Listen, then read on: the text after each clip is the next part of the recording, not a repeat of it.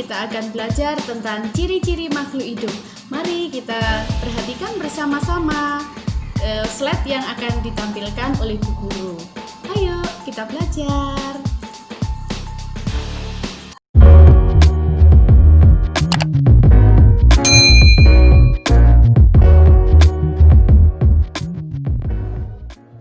Assalamualaikum anak-anak.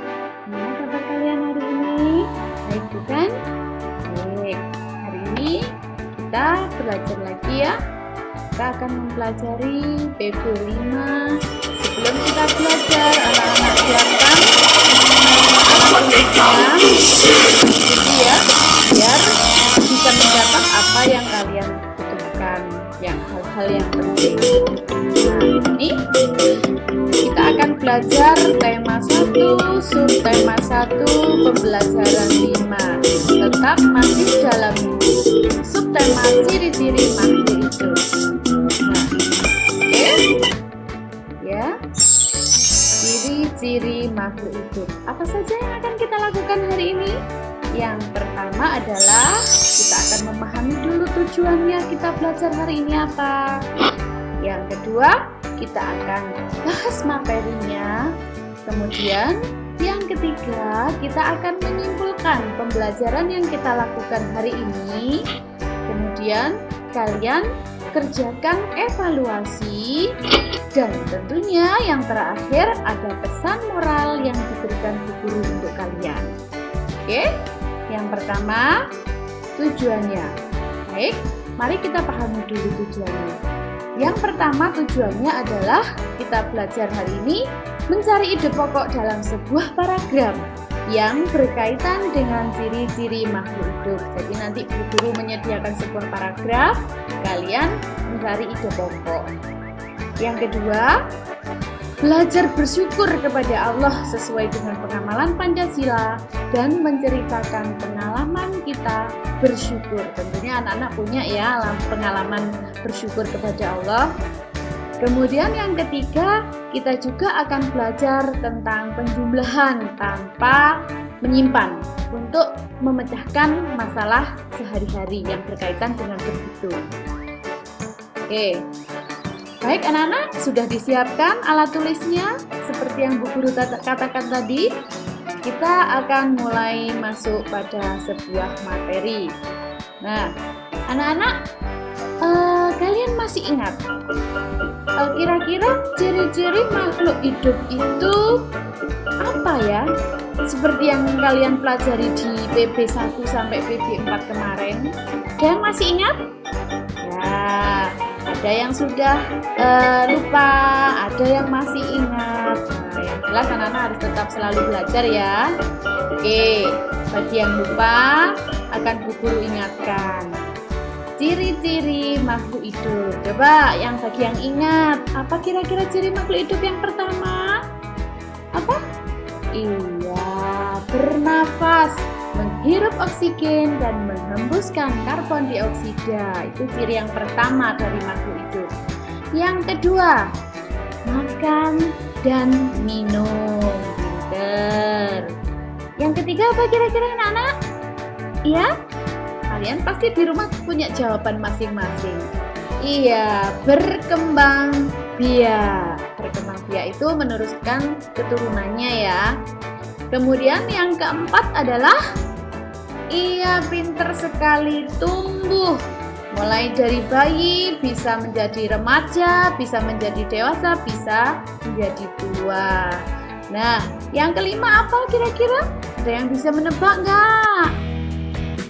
Ya, bergerak, berlari, melompat. Ada yang tumbuh mengikuti arah matahari kalau tumbuhan. Tuh, bergerak. Kemudian menanggapi rangsang. Menanggapi rangsang seperti ini ya yang dicontohkan oleh tumbuhan putri malu. Kalau disentuh dia akan mengatupkan daunnya. Kemudian kalau manusia dicubit dia akan merasakan sakit. Itu tandanya makhluk hidup menanggapi rangsangan. Kemudian next, anak-anak, setelah kamu mempelajari mengingat-ingat ciri-ciri dari makhluk hidup ini tadi ya, Sudah ingat ya berarti ya ciri-cirinya? Bu Guru punya sebuah cerita. Ceritanya tentang apa ya? Ceritanya tentang aturan sebelum makan. Nah, aturan sebelum makan yang berkaitan dengan ciri-ciri makhluk hidup. Ini paragraf yang pertama. Salah satu ciri makhluk hidup adalah tumbuh. Untuk tumbuh, makhluk hidup perlu makan dan air. Makanan yang baik untuk pertumbuhan adalah makanan yang bersih dan sehat. Nah, ini paragraf yang kedua. Anak-anak boleh membacanya dalam hati atau dengan suara nyaring. Boleh. Nih, kemudian ada paragraf yang ketiga. Dan ini paragraf yang keempat. Silahkan dibaca dulu dengan suara nyaring. Jika kalian merasa tergesa-gesa mengikuti pembelajarannya Bu Guru, boleh diberhentikan dulu, di stop dulu, dibaca dulu sampai kalian paham, baru dilanjutkan lagi. Nah, nih anak-anak, jika kita membaca sebuah teks bacaan, kita itu harus tahu apa saja yang kita baca. Nah, dari yang kita baca itu supaya kita ingat, mudah mengingatnya, kita mengingat yang pokok-pokok saja. Nah, yang pokok-pokok saja itu namanya apa ya? Kalian pernah dengar yang pokok-pokok dalam sebuah paragraf itu namanya apa ya kira-kira? Kalian tahu kira-kira? Ya? Iya, mungkin di rumah ada yang bisa menjawabnya. Ide pokok, pinter. Ide pokok itu apa Bu Guru? Ya, oke. Mungkin kalian belum tahu ya apa itu ide pokok. Kita pelajari dan kita ketahui dulu ide pokok itu apa. Nih, ide pokok itu adalah ide atau gagasan yang menjiwai sebuah paragraf. Setiap paragraf harus memiliki satu ide pokok. Nah, istilah lain dari ide pokok paragraf adalah gagasan utama. Di nama lainnya ya.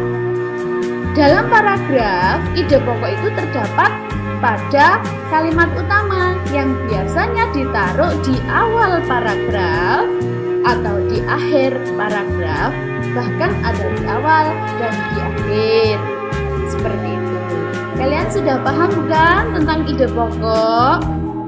Ya, nanti kalau belum paham boleh ditanyakan sama Bu Guru via WA. Minta dijelaskan lagi. Oke? Setelah itu kita lanjut, next. Nah, ide pokok itu bagaimana Bu Guru caranya mencari? Nih, Bu Guru memberikan tips cara mencari ide pokok. Ada 5 langkah. Ya, di sini ada 5 langkah. 1, dengan membacanya. Jadi teks bacaan itu kamu baca dulu per paragraf. Setelah dibaca, apa yang dilakukan? Iya, mencermati kalimat mulai awal sampai akhir paragraf. Jadi kamu amati, ya, dipahami, diamati. Setelah itu, apa yang dilakukan? Iya, menemukan ide pokok, dicari. Kira-kira di awal apa di akhir? Atau di awal dan di akhir? Setelah kamu menemukannya, baru tandai ide pokok itu pada tiap-tiap paragraf. Nah, anak-anak, kumpulan dari ide pokok tiap paragraf itu disebut dengan rangkuman atau resume. Kalian kan pernah toh sama Bu Guru disuruh atau ditugaskan, anak-anak buatlah rangkuman. Nah, supaya kalian lebih mudah, ya itu tadi caranya, dengan mencari ide pokok tiap paragraf. Nah, kalian sekarang sudah tahu apa itu ide pokok dan sudah tahu itu cara menemukannya. Nah, tipsnya tadi sudah dikasih tahu sama Bu Guru ya. Sekarang tinggal kita mengaplikasikannya dan latihan. Coba, nih, tadi Bu Guru kan sudah menunjukkan kalian sebuah cerita, aturan makan, paragraf 1. Kira-kira di sini apa ide pokoknya? Yo, coba di rumah jawab dalam hati. Kira-kira sama nggak ya jawaban kamu dengan Bu Guru di sini? Iya, ini jawabannya. Ternyata ide pokoknya ini ada di awal apa di akhir? Pinter, ada di awal. Ya, bagus sekali. Yang kedua, apa ini ide pokoknya kira-kira? Yuk, ada yang tahu enggak? Ada yang tahu? Iya. Ide pokoknya adalah kebersihan makanan mempengaruhi pertumbuhan. Jadi, di awal lagi. Paragraf yang ketiga sekarang. Coba kamu jawab. Kira-kira di sini ide pokoknya di mana ya? Yuk, kita lihat 1, 2, 3. Ternyata ide pokoknya juga berada di awal apa akhir? Di awal juga. Nah, nih yang keempat. Kira-kira ini di awal apa di akhir ya? Nah, kalau bisa ini cerdas sekali. Nah, kira-kira di awal apa di akhir? Jawabannya. Ayo, 1, 2, 3. Ternyata jawabannya ide pokok ini ada di awal dan di akhir. Nah, kira-kira dari anak-anak kelima soal ini tadi banyak yang betul apa yang salah? Iya, saya yakin, Bu Guru yakin kalau jawabannya tentu banyak yang benar jika kalian itu tadi memperhatikan apa yang dikatakan oleh atau diterangkan oleh Bu Guru. Kalian menyimak dengan baik, tentu kalian bisa. Nah, kalian sudah bisa ya sekarang mencari ide pokok. Nah, sekarang kalau sudah bisa, next.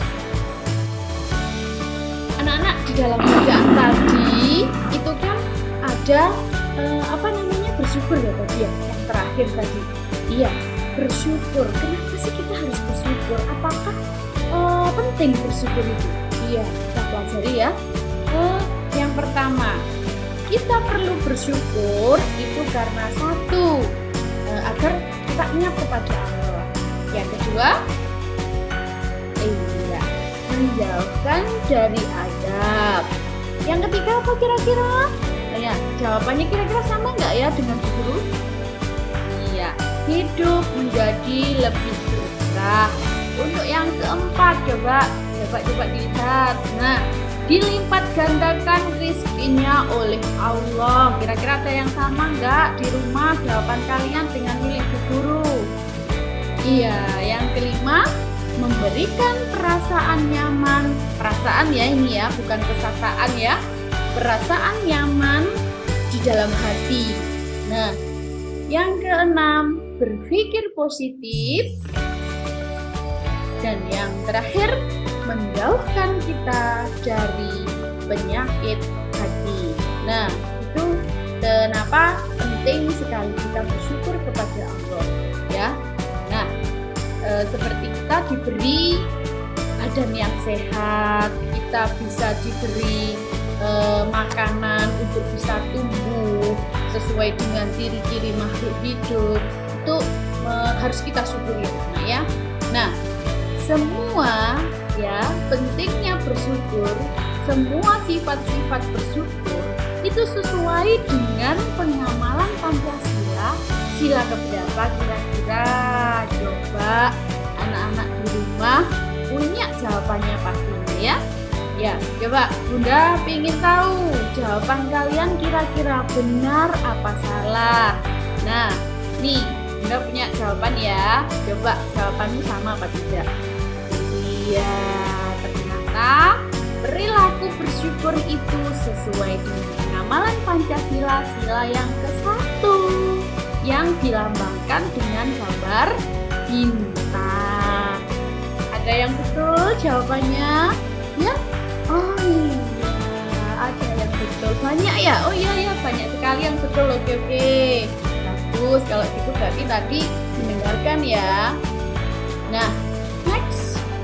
Anak-anak, siapa yang ingat di dalam Pancasila, dan siapa yang memahami serta tahu ya, di dalam Pancasila itu silanya ada berapa ya kira-kira ya? Berapa? Oh iya, 5. Oh 4. Oh iya 5 ya. Coba kita sama nggak? Iya, ternyata Pancasila itu ada 5 sila. Nah, dari 5 sila ini, 5 ini apa? Angka ya? Angka. Coba Bu Ira kepingin kalian berpikir kreatif. Coba bilangan berapa saja bila dijumlahkan hasilnya itu ada 5. Coba yuk, siapa yang tahu? Coba. Iya. Coba kita lihat ya jawabannya. 4 ditambah 1. Kira-kira jawaban kalian ada nggak yang seperti itu? Nah, selain 4 tambah 1, oh iya, ada 2 ditambah 3. Ada yang sama nggak jawabannya? Kemudian, oh iya, 1 ditambah 4. Kemudian, oh iya, 3 ditambah 2. Dan 0 ditambah 5. Iya, 5 ditambah 5. Anak-anak kira-kira di rumah tadi jawabannya ada enggak yang sama dengan jawabannya Bu Guru di sini? Nah, mudah-mudahan banyak yang sama ya. Ya. Nah, anak-anak mengingat ini tadi ini adalah operasi bilangan penjumlahan ya. Penjumlahan. Nah, kalian kemarin kan sudah belajar tentang tempat nilai ya, nilai angka, tentang nilai angka satuan, puluhan, 30, 200, 20. Nah, sekarang Bu Guru akan mengajarkan tentang penjumlahan. Masih ingat ya, penjumlahan itu ada di pelajaran kelas 1 dan 2. Kita di kelas 3 kok belajar lagi? Iya, kita belajar penjumlahan ribuan. Next. Nah, nih Bu Guru langsung akan memberikan kalian contoh soal saja ya, supaya bisa dipahami dengan mudah. Karena matematika itu atau berhitung itu bisa dipahami dengan latihan soal. Nah, nih Bu Guru punya soal 2432 ditambah 2547. Nah, coba Bu Guru ingin kamu menyebutkan kira-kira kedudukannya angka 2 ini apa namanya? Apa? Oh, satuan, pinter. Yang ketiga ini? Oh iya, puluhan. Yang keempat? Iya, pinter. Ini adalah ratusan, dan yang 2 ini adalah iya, 100 buat anak-anakku kelas 3A. Ini adalah ribuan. Nah, ini kita jumlahkan. Coba bagaimana caranya menjumlahkan? Kalau kalian sudah tahu nilai tempatnya, satuan, puluhan, ratusan, dan ribuan, tidak usah bingung lagi. Nah, ini Bu Guru tunjukkan. Dari soal itu yang menyamping, Bu Guru ubah bentuknya ya menjadi memanjang ke bawah. Kalau ini tadi memanjang ke samping, sekarang memanjang ke bawah, susun ke bawah. Nah, bagaimana caranya? Langkah yang pertama, yang ke-1 adalah menjumlahkan satuan dan satuannya. Jadi angka 2 dan angka 1. Nah, ditambahkan ya. Nah, angka 2 dan angka 1 ditambahkan berapa? 3, ditulis di sini. Yang kedua, langkahnya menjumlahkan puluhannya, anak-anak. Nah, puluhannya. Jadi puluhannya tadi angka berapa dan berapa? Angka 3 dan angka 4. Jadi jumlahnya 7. Maka hasilnya 7 ditulis di sini. Nah, setelah satuan, setelah puluhan, yang kita jumlahkan adalah ratusan. Nah, yang ratusan tadi berapa? Iya, 4, dan 5. Jumlahnya 9. Ini termasuk nilai tempat yang memiliki tempat ratusan. 4 ditambah 5 jadi 9. Iya, pinter. Nah, setelah itu yang paling akhir yang kita jumlahkan adalah ribuannya. Di sini angka ribuan adalah 2 dan 3. Nah, maaf. Angka 2 dan 3. Di sini 2000 dan 3000. Hasilnya adalah 5000. 400 dan 500 hasilnya 900. 30 dan 40 ditambah jadi 70. 2 dan 1 ditambah jadi 3. Jadi hasilnya adalah 5973. Nah, di sini sampai di sini kalian paham apa belum? Kalau belum paham, kalian bisa menanyakannya nanti via WA. Bu Guru, saya ingin dijelaskan lagi. Nah, atau kalau tidak, nanti kamu bisa memutar ulang video ini sampai kalian paham. Oke, itu caranya ya menjumlahkan. Nah, sekarang Bu Guru akan mengaplikasikan penjumlahan tadi ke dalam sebuah soal cerita. Nah, nih ada salah satu contoh soal cerita yang Bu Guru berikan ke kalian. Perhatikan, Paman Tio memanen jeruk di kebun A. Jeruk yang dipanen sebanyak 2432 biji. Sedangkan di kebun B, jeruk yang dipanen sebanyak 4367 biji. Yang ditanyakan, berapa jumlah jeruk paman seluruhnya jika dijumlahkan? Nah, langkah yang pertama saat mengerjakan soal cerita adalah 1. Kita cari apa yang diketahui. Oh, yang diketahui kebun A sekian biji dan kebun B menghasilkan sekian biji. Kemudian langkah yang kedua adalah, nah, ditanya. Yang ditanyakan apa di dalam sebuah soal itu? Ternyata yang ditanya adalah jumlah jeruk paman seluruhnya. Kemudian yang ketiga adalah baru kita menjawab. Caranya diapakan kira-kira kalau sudah diketahui seperti ini dan ditanya seperti ini? Berarti antara kebun A dan kebun B kita jumlahkan. Nah, cara menjumlahkannya ada 2 cara anak-anak. Di sini dijumlahkan dengan cara ke samping, ada juga dengan cara susun ke bawah seperti yang dicontohkan Bu Guru di bawah ini. Nah, sekarang setelah dijawab, baru kalian menyimpulkan dengan jadi. Nah, jadi jumlah jeruk paman seluruhnya adalah 4795 biji. Nah, seperti itu anak-anak caranya mengerjakan soal cerita. Jadi secara runtut ya, kamu bisa mengerjakannya. Next. Nah, sekarang setelah kita belajar sehari ini tadi anak-anak ya, mulai dari awal ciri-ciri tumbuhan apa yang bisa kita simpulkan. Anak-anak, mari kita simpulkan bersama. Nah, nih ada Bu Guru di sini. Apa kira-kira kesimpulannya Bu Guru? Nah, ciri-ciri makhluk hidup yang kita pelajari hari ini adalah tumbuh. Ya. Setelah kita mempelajari ciri-ciri makhluk hidup adalah tumbuh, tumbuhnya tadi dari mana anak-anak?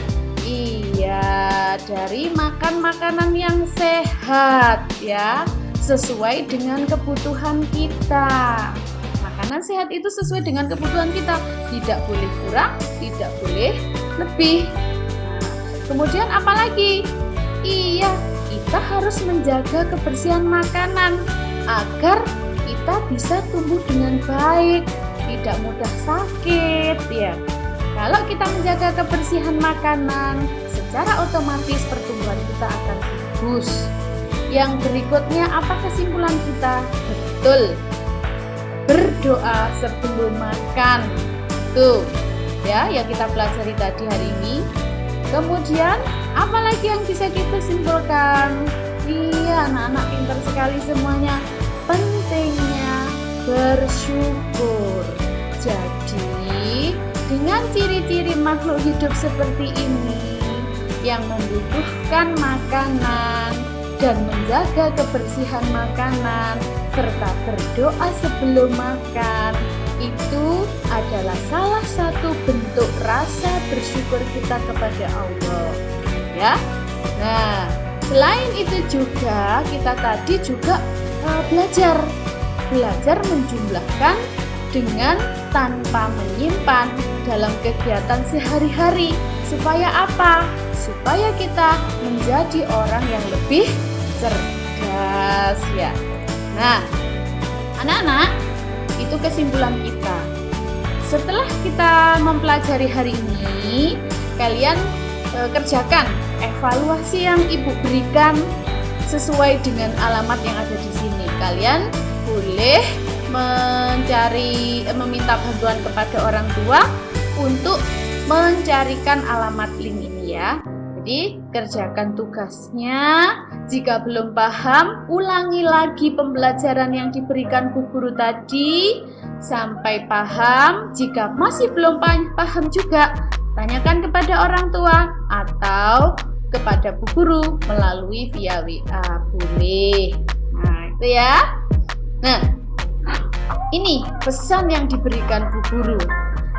1, ya, patuhi aturan makan agar dapat tumbuh dengan baik.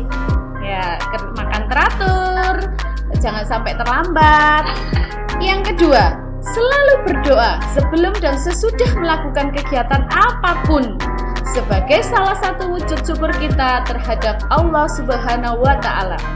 Yang ketiga, pesannya Bu Guru, belajarlah berhitung dengan baik agar jika kamu kesulitan dalam